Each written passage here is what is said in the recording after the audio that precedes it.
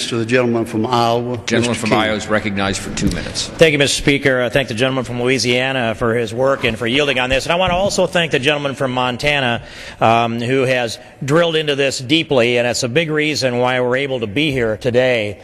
I appreciate his representation of seniors in Montana, and I may well have the privilege of representing the most senior congressional district in all of America. I've watched what's happened not just with the Medicare, but with Obamacare entirely.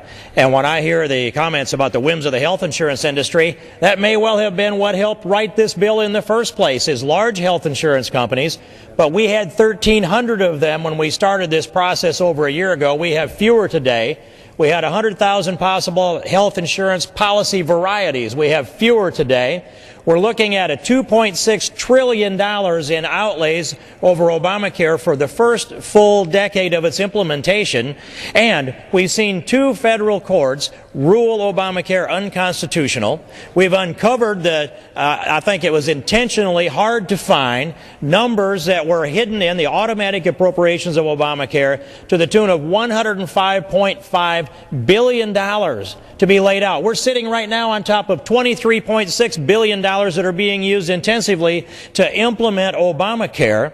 All the while we expect, and the President surely must expect, the Supreme Court will rule it unconstitutional.